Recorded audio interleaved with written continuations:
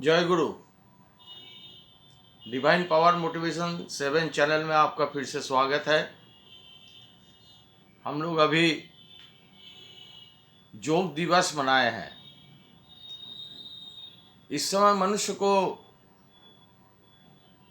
यौगिक प्रक्रिया, योग साधना से मनुष्य का जीवन में उपचार प्राप्त करना, शक्ति वर्धन करना, ये अत्यंत आवश्यक हो गया है, जिसकी वजह से एक विशेष दिन पर हम लोग योग दिवस के रूप में उसको मनाते हैं।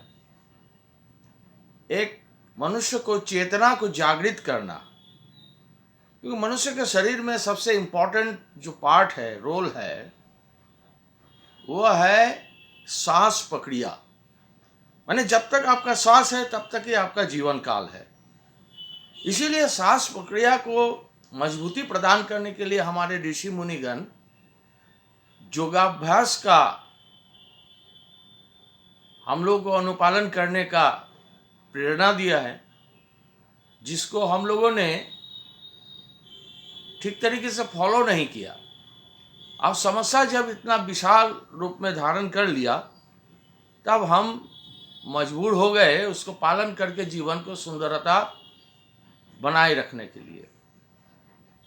ये जो ब्रीदिंग एक्सरसाइज है, ब्रीदिंग एक्सरसाइज से हमारा जो वातावरण है, जिससे हम ऑक्सीजन लेते हैं और हमारे अंदर जो ब्रीदिंग होता है, वो जो है कंप्लीटली, जितना ब्रीदिंग क्लियर होगा उतना ही आप जो है सशक्त होंगे।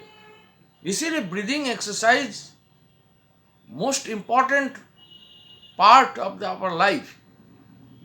इसीलिए हम लोग अभी विशेष करके योग साधना के लिए एक विशेष दिन पूरे विश्व में इसका पालन करते हैं। ठाकुर जी कहते हैं, ठाकुर जी मतलब इस युग के पुरुषोत्तम श्री ठाकुर अनुकूल चंद्र जी कहते हैं, योग मतलब, योग का जो संस्कृत शब्द से योग शब्द का उत्पन्न हुआ, जज धातु से, माने युक्त होना, किसी के साथ युक्त होना, ये यौगिक प्रक्रिया का अर्थ होता है।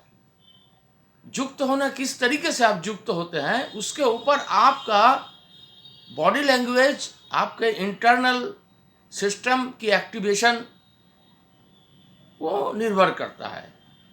जैसे आपने किसी के साथ आपका मनोमालिन्य हुआ, किसी के साथ आपका जो है झगड़ा हुआ, किसी की बातों को पसंद नहीं आया, तो आप एक रिएक्शन में आ गए।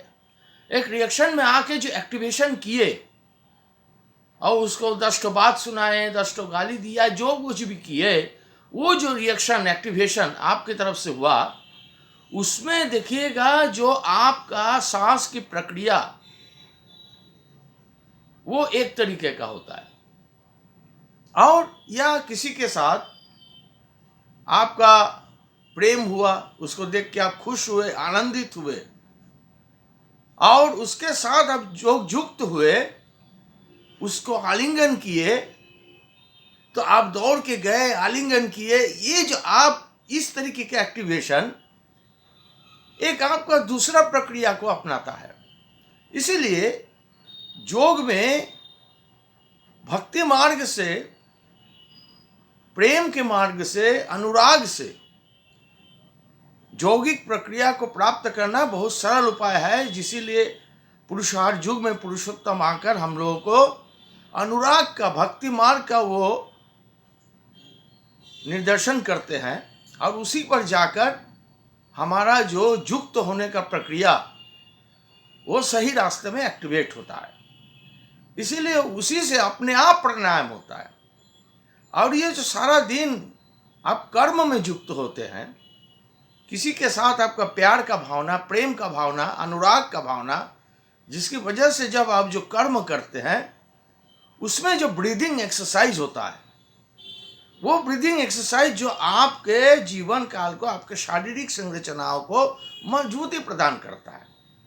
और किसी के साथ अगर दुश्मनी हुआ, मतभेद हुआ, कलह हुआ, उसमें भी आप दौड़ भाग करते हैं, उसमें भी आपका ब्रीदिंग का एक्सरसाइज होता है, ब्रीथिंग होता है।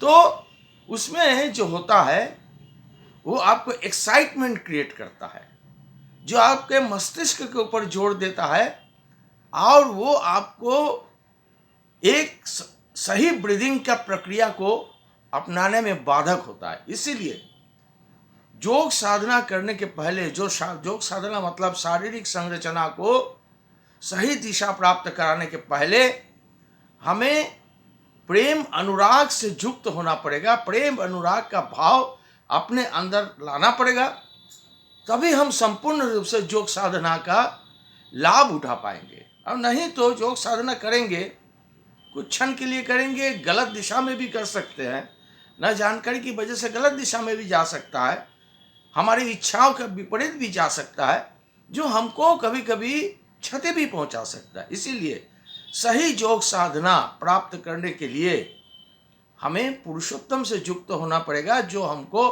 प्रेम की भावना, भक्ति की भावना, अनुराग के द्वारा हमारे सारे एक्सरसाइज को करने में सक्षम कराता है। और वो जो सही दिशा में योग साधना हम लोग को प्राप्त संभव होता है।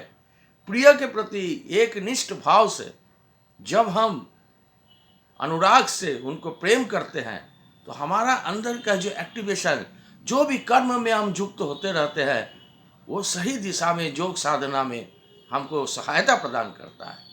ये जो हम लोग आध्यात्मिक जीवन काल में जो कीर्तन करते हैं, कीर्तन के मतलब कीर्तन जब करते हैं, जहाँ भी आप किसी सत्संग में जाते हैं या किसी आध्यात्मिक स्थल पर जाते हैं, तो एक जगह पर जाके प्रभु के प्रति कंसंट्रेट होके, सारी चीज़ों को भूलकर एक के प्रति कंसंट्रेट होके आप जब उनके गुणगान को भक्ति के माध्यम से, ध्वनि के माध्यम से आप वो कीर्तन के रूप में जब करते हैं, तब आप में आपके अंदर अंदर ऑटोमेटिकली एक सांस की प्रक्रिया एक्टिवेट होता है और उसमें उछलते हैं, कूदते हैं, एक्साइटेड होते हैं एक के प्रति। और उस समय आपका कंसंट्रेशन एकदम एक के प्रति रहता है, जिससे आपका सही प्रक्रिया, जो